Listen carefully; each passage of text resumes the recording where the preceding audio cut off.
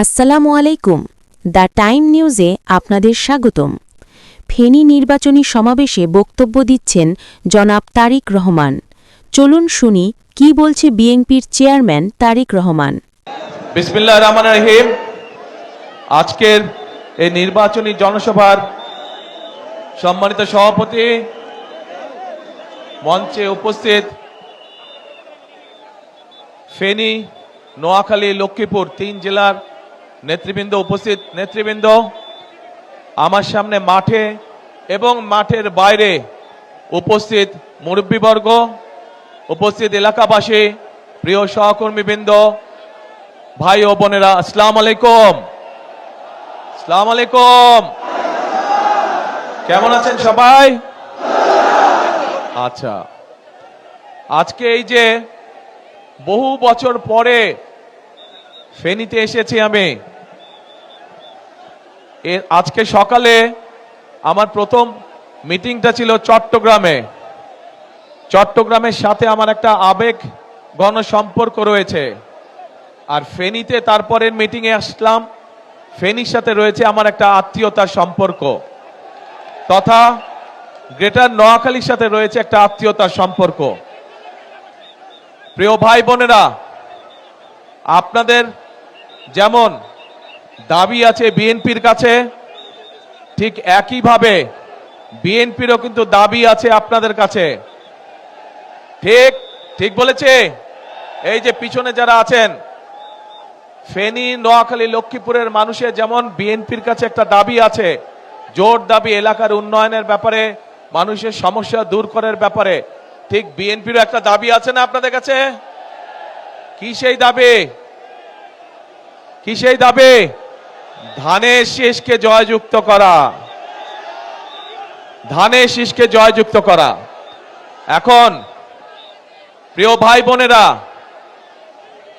আমরা রাজনীতি করি, আমরা রাজনীতি করি কাদের জন্য? দেশের মানুষের জন্য আমরা রাজনীতি করি।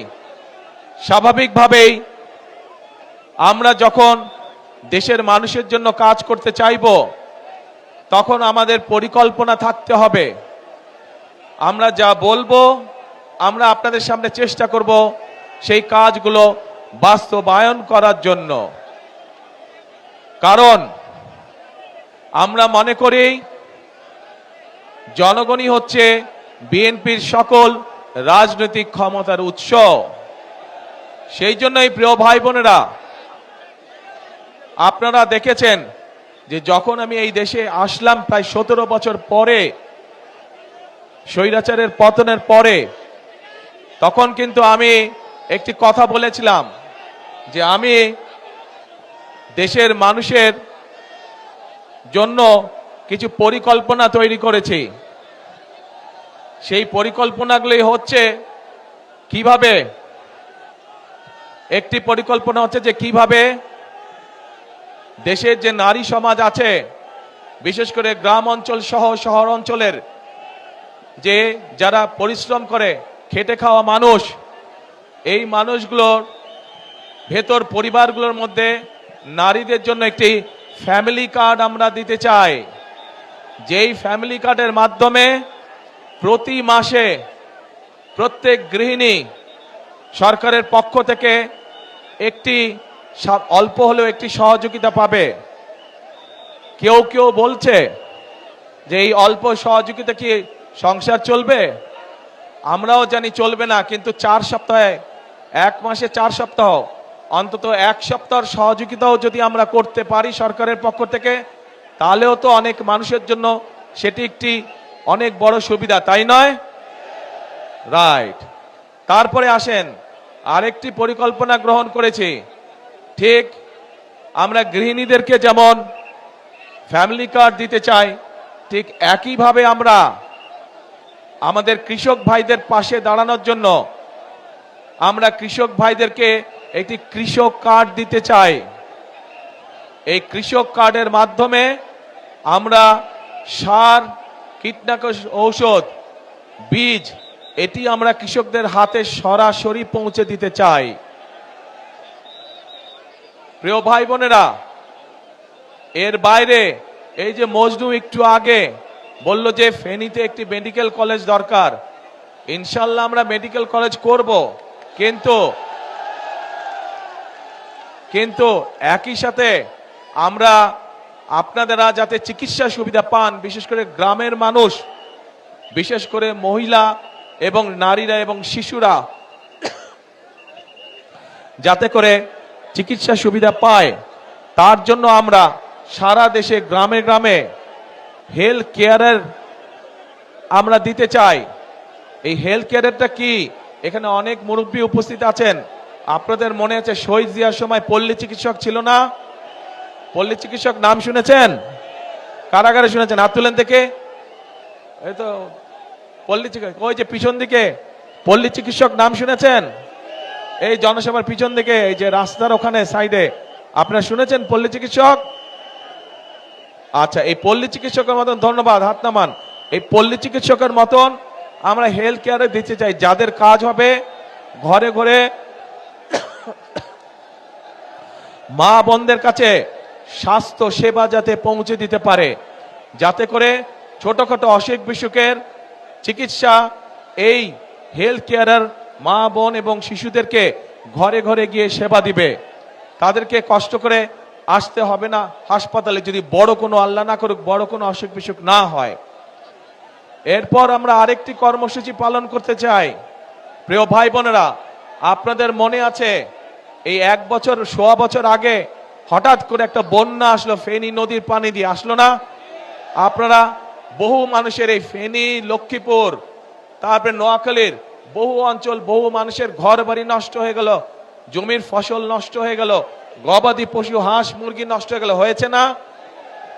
আমরা সারা দেশে খাল খনন শুরু করতে চাই। খাল খনন করবেন আপনারা? কি ভাই, পিছনে যারা আছেন খাল খনন করবেন? এই যে পিছনে দেখি না তো, ওই যে খাল খনন করতে চান? তাহলে আমরা খাল খনন করবো ইনশাল্লাহ। খাল খনন করলে কি উপকার হবে এলাকার মানুষের? কি ভাই, হবে? আচ্ছা, ইনশাল্লাহ তাহলে আমরা খাল খনন করব। ঠিক একইভাবে আরেকটি পরিকল্পনা আছে আমাদের। সেই পরিকল্পনাটি হচ্ছে, আমাদের সমাজে বহু তরুণ এবং যুবক আছে, যুব সমাজের, এদের অনেকেরই চাকরি বাকরি কর্মসংস্থানের ব্যবস্থা নেই। আমরা এই মানুষগুলোর জন্য চাকরি বাকরি কর্মসংস্থানের ব্যবস্থা করতে চাই। তার জন্য আজকে চট্টগ্রামে বলেছি, আপনারা শুনেছেন ইপিজেড আছে চট্টগ্রামে, এরকম ইপিজেড চট্টগ্রামে যেমন হয়েছে শহীদ জিয়ার সময়, দেশনেত্রী খালেদা জিয়ার সময়, ঠিক একইভাবে এরকম ইপিজেড ইনশাল্লাহ আমরা ফেনী অঞ্চলেও নিয়ে আসতে চাই, যাতে করে এই এলাকার মানুষ সেই সব মিল ফ্যাক্টরিতে চাকরি সংস্থান করতে পারে। শুধু এটাই নয়, আমরা চাই আমাদের এই এলাকার অনেক মানুষ, উপজেলা পর্যায়ে, গ্রাম পর্যায়ের অনেক তরুণ যুবকরা বিদেশে যায় না আপনাদের এখান থেকে? কিন্তু এই মানুষগুলোকে যদি একটু ট্রেনিং দেওয়া যায় বিভিন্ন বিষয় এবং ভাষা শিক্ষা দেওয়া যায়, তাহলে আপনাদের এই যে বিদেশে যান, তার জন্য আরো ভালো বেতনের ব্যবস্থা করা যায়, ভালো বেতনের চাকরি আপনারা সংস্থান করতে পারবেন। সেজন্য আমরা চাই আমাদের তরুণ যুবকদেরকে বিভিন্ন রকম ট্রেনিং দিয়ে এবং ভাষা শিক্ষা দিয়ে আমরা তাদেরকে বিদেশে পাঠাতে চাই। তাতে তারও লাভ হবে, দেশেরও লাভ হবে, কারণ সে তখন ভালো বেতনের চাকরি করতে পারবে এবং একই সাথে সে দেশের জন্য বেশি পরিমাণ বৈদেশিক মুদ্রা পাঠাতে পারবে, যা দিয়ে আমরা দেশের মানুষের জন্য মিল কারখানার ব্যবস্থা করতে পারবো। প্রিয় ভাই বোনেরা, এই যে যেই পরিকল্পনাগুলো আপনাদের সামনে তুলে ধরলাম, এই পরিকল্পনাগুলো কি আপনারা মনে করেন এগুলো বাস্তবায়ন করতে পারলে দেশের মানুষের ভাগ্যের পরিবর্তন ঘটবে? কি মনে করেন আপনারা, পরিকল্পনাগুলো ঠিক আছে? কি ভাই বোনেরা, পরিকল্পনা ঠিক আছে? আচ্ছা, ঠিক আছে। তো পরিকল্পনা যদি এখন ঠিক থাকে, পরিকল্পনা যদি ঠিক থাকে, তাহলে এই পরিকল্পনা, আস্তে আস্তে কথা শুনতে হবে তো, কথা শুনতে হবে তো, কথা শুনতে হবে। এই পরিকল্পনা যদি বাস্তবায়ন করতে হয়, তাহলে তো আপনাদের সাহায্য না হলে, আপনাদের সহযোগিতা না থাকলে তো আমরা এই পরিকল্পনা বাস্তবায়ন করতে পারবো না। আপনাদেরকে সহযোগিতা করতে হবে, অর্থাৎ আপনাদের সমর্থন ধানের শীষের পক্ষে থাকতে হবে। আপনারা যদি ধানের শীষের পক্ষে সমর্থন দেন, ধানের শীষ নির্বাচিত হলে আগামী 12 তারিখের নির্বাচনে, তাহলেই যেই পরিকল্পনার কথাগুলো আপনাদের সামনে বলেছি, এই পরিকল্পনাগুলো আমরা বাস্তবায়ন করতে পারবো। প্রিয় ভাই বোনেরা, আপনারা দেখেছেন সারা দেশের মানুষ সাক্ষী আছে কিভাবে গত 15 বছর মানুষের কথা বলার অধিকারকে দাবিয়ে রাখা হয়েছিল, কিভাবে মানুষের ভোটের অধিকারকে দাবিয়ে রাখা হয়েছিল। প্রিয় ভাই বোনেরা, 2024 সালের 5ই আগস্ট ছাত্র জনতার আন্দোলনের মুখে সেই স্বৈরাচার পালিয়ে যেতে বাধ্য হয়। আজ একটি পরিবর্তনের সময় এসেছে। আজকে এই সবার মধ্যে দাঁড়িয়ে আমি হয়তো আপনাদের সামনে আমাদের অন্য রাজনৈতিক প্রতিপক্ষ যারা আছে সেই প্রতিপক্ষদের সম্পর্কে হয়তো অনেক কথা বলতে পারতাম, কিন্তু সেই প্রতিপক্ষদের সামনে সম্পর্কে যদি আমি কথা বলি, তাতে জনগণের কি কোনো লাভ হবে? জনগণের কোনো লাভ হবে না। জনগণের লাভ তখনই হবে যখন আমরা পরিকল্পিতভাবে খাল খনন করতে পারবো। জনগণের লাভ হবে যখন আমরা পরিকল্পিতভাবে আপনাদেরকে স্বাস্থ্য সেবা দিতে পারবো। জনগণের লাভ হবে যখন আমরা আমাদের তরুণ যুবক তরুণদের জন্য, মা বোনদের জন্য আমরা কর্মসংস্থানের ব্যবস্থা করতে পারবো। জনগণের লাভ হবে যখন আমরা আপনাদের জন্য রাস্তাঘাট, ব্যবসা বাণিজ্য অর্থাৎ আইন শৃঙ্খলা সঠিক রাখতে পারবো। তখনই জনগণের লাভ হবে। রাজনৈতিক প্রতিপক্ষ সম্পর্কে অনেক কথা বলা যায়, কিন্তু তাতে জনগণের লাভ কোনোই হবে না। প্রিয় ভাই বোনেরা, আসুন 5ই আগস্টের পরে দেশের মানুষ পরিবর্তন চায়। যেই পরিবর্তনের ফলে দেশের মানুষের সমস্যা ধীরে ধীরে কমে আসবে। সেজন্যই আমাদেরকে পরিশ্রম করতে হবে, আমাদেরকে কাজ করতে হবে, আমাদের কৃষকদের ফসলের উৎপাদন বৃদ্ধি করতে হবে, আমাদের মা বোনদেরকে অর্থনৈতিকভাবে স্বাবলম্বী করতে হবে, আমাদের তরুণদের, যুবকদের কর্মসংস্থানের ব্যবস্থা করতে হবে। আমাদের মানুষরা, দেশের মানুষ যাতে নিরাপদে রাস্তাঘাটে চলাচল করতে পারে, নিরাপদে ব্যবসা বাণিজ্য করতে পারে, নিরাপদে চাকরি বাকরি করতে পারে, সেই জন্য আইন শৃঙ্খলা ব্যবস্থাকে কঠোর হস্তে নিয়ন্ত্রণ করতে হবে। আমাদেরকে জনগণের তখনই ভাগ্যের পরিবর্তন হবে। আমরা দেখেছি বিগত স্বৈরাচারের সময় কিভাবে এই দেশের জনগণের সম্পদ লুটপাট করে বিদেশে পাচার করে দেওয়া হয়েছিল।